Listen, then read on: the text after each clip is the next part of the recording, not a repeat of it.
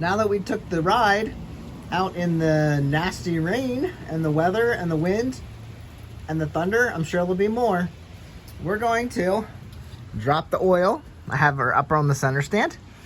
This is the 84 Honda Sabre. I think this is a 17 millimeter drain plug. Like I said, she's on the center stand. It's just right around the middle. And I love these people. Honda spin-on filter here. So I don't have a Honda to go back on, but I have a Caltrick. And we're gonna trust the Caltrick in this time. So I'm gonna grab a wrench and we're gonna torque this off. And then it looks like we can probably drain these at the same time. So that's really nice. I got a pan over here. We're gonna collect this oil. And like I said, I don't think it's been done since I bought it. I don't remember doing it. So we have to do this, and we have to do the rear diff fluid. So oil change today, and let's let it drain out. Now that it's hot, it's gonna all flow out faster.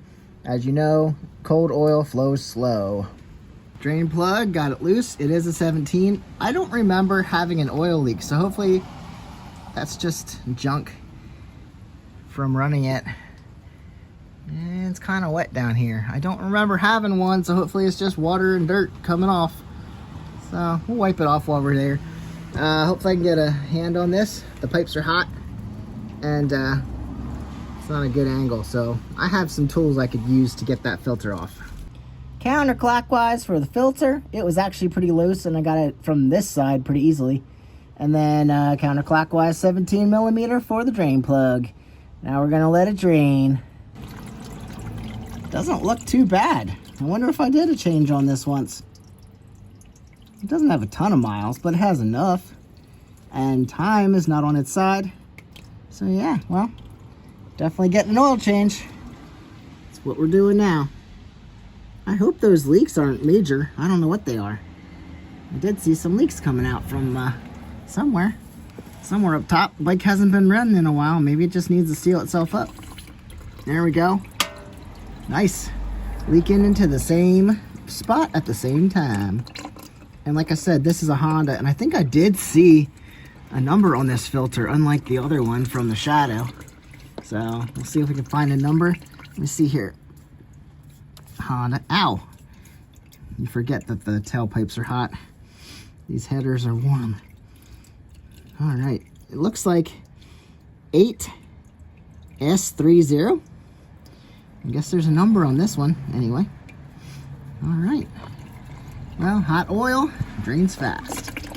There she is. We almost missed it now. That almost didn't hit the pan.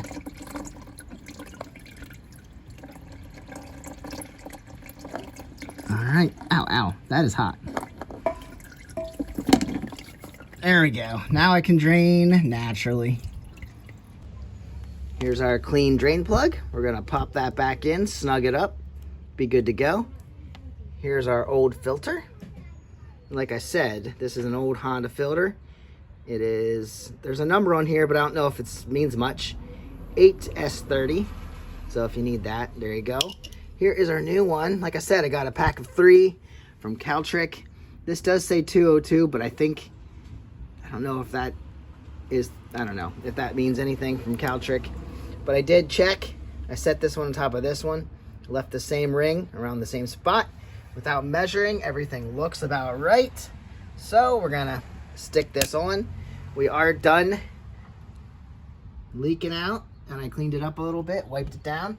So we're gonna throw the plug in and throw the filter in and fill it up with about 3 quarts, I think is what it said, 3.2. And everything you're doing is on the center stand, straight up and down. So when you check it, you're going to make sure you get a long funnel. You're gonna fill it from, where are you gonna fill it? Oh, over here. So the oil goes in here. Get a funnel for that, and then you're gonna check it over here. So you're gonna pull this the whole way out, unscrew it, and then here's your dipstick. And then when you check it, all you're gonna do, it has to be between these 2 lines. I usually try to go for the upper line. You're gonna just put it in without screwing it in. You just set it right there, and that's how you're gonna get your best reading.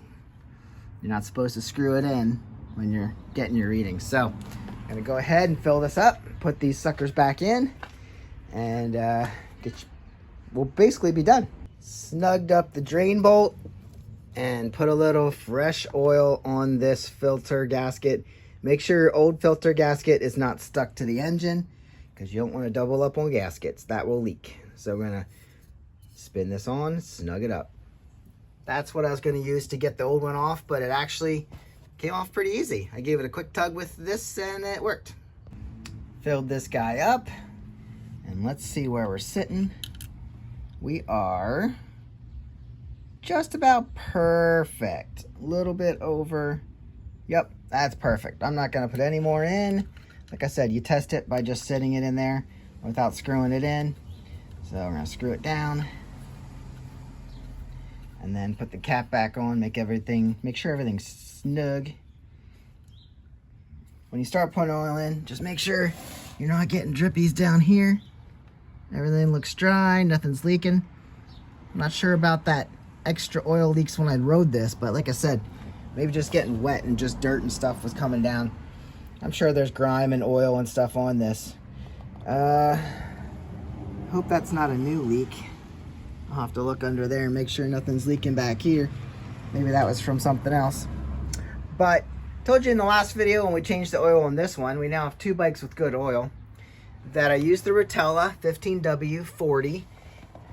It is an engine, heavy duty diesel engine oil. But like I said on the last video, you're looking for this.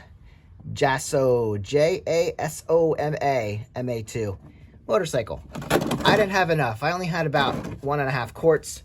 These old Hondas call for 10W40, and it's hard to find regular oil now, so I had some 10W30 around here, full synthetic. I used to run all automotive oil in my bikes, and never had an issue with the old 80s bikes, so I topped it off with the 10W30. So yes, 2 different oils, but at least we have some protection for the clutch from the shell, and we'll have to pick up more of that. But Quaker State 10W30 should get us through. So we're gonna keep a track of this. Since I don't have miles counting, I can't follow that, but we'll have to take a note as to when we did this. Beginning of April. So I don't know how you do your bikes, but maybe first of every season, depending on how many miles we get on this thing, we should go back and do it. Let me see how long this video is. We need to do a rear diff fluid change on this, I believe. Let me know in the comments if I've done that on this bike before. I don't know if I ever did it on this. I think I did it on the Shadows, the Magnas, but I don't know if I did this one. So maybe we'll add that to this video. If not, I'll see you on the next one. If this isn't too long, we'll go ahead and tackle the rear diff. Pretty easy. All you gotta do, this is your check hole. Open that for a vent once you drain this out, but just loosen this for a vent. This is your drain. We're gonna turn that out, let it drain out, and then we're gonna fill it with the gear oil, which we used on the chain of the Shadow. So let's do that while it's in here in the shop, and yeah, let's get her going. Let's go for it, since we're thinking about it, and since it's up on the center stand, and since we're at it. All right, so you don't have to save this. This is going to be junk fluid. We are going to be using gear oil SAE 8DW90 right here. SAE 80 weight. So that's what we're putting in here. It says hypoid gear oil. I would assume that's what we have, because this is what I found. Anyway, we've been using that on other stuff. Never had a problem. So you're gonna have a 6mm hex to get that drain plug out, 6mm hex, and then a 17 here to open your fill hole, and this will vent also. I'm gonna take that off first. Now, when you fill this, make sure there's no dirt in there, keep that clean. When you fill this, you're gonna fill it to the top section before it comes out. And I should have a light on that. See if, yeah, it's right there at the level. So this has been taken care of. This bike was taken good care of before I got it, so kudos to the previous owner. You're awesome. So right now, I already cracked this.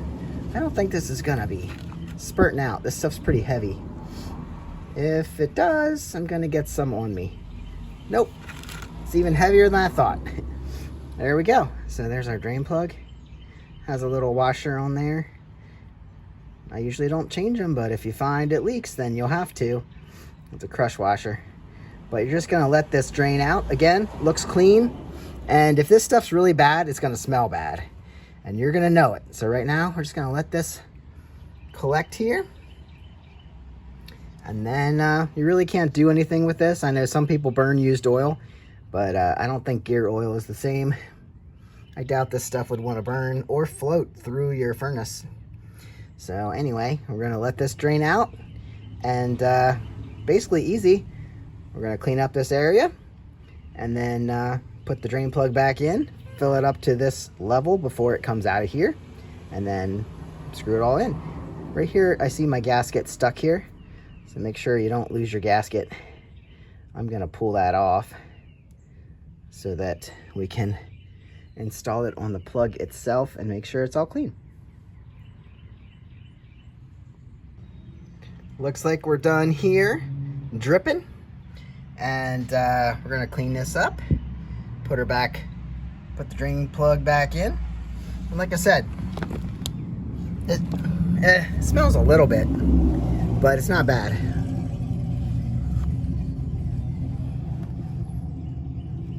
Yeah, not bad at all.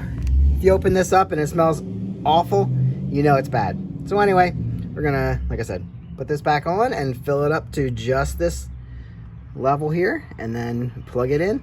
We'll be good to go. You can see the gears in there. I thought I'd have light on the camera. Guess not. So, see the gears in there? There, you can see way better. I got a little bit of deposit right there, and it actually comes off and it's loose. See that right there on the edge? So I don't know what that is. I saw another one, but maybe I should have spun this rear wheel while I was draining it. Maybe more would have come out. But you can see our fluid's right at the top line here. I turned it so I could get a little more in. Maybe it would disperse in there. But I'm trying to get the light on. Let me see if I can do that for you. Here we go. Got the light on. So you can see my level is right there. Even I like to put it so it comes out a little bit into the first thread. And then I'll just turn the rear wheel for you. You can see how the oil coats the gears as it goes in the final drive. See that? And I kind of used a screwdriver to pick out any little debris I saw. There wasn't dirt, but there was like some sort of, I don't know, like a label or paper, like tiny little specks. So I got most of that out, and I haven't seen any since, so I think we're good to go. So make sure you snug up your cap here, and everything's clean. You don't want any dirt getting in here. And it's good we're not leaking down here. I hope not. Maybe I didn't wipe that good enough when it came out. So wipe that, keep an eye on it. Also, make sure your oil isn't leaking up there. Keep an eye on that, and you'll see marks on the floor. Guys, thanks for watching. I'll see you on the next one. Get out and ride or change the fluids, final drive, and engine oil in your 84 Sabre. Have a great one. This is going to be similar in a lot of bikes. So if you have a shaft drive, this is the same method. This is what you do. Have a great one. Adios.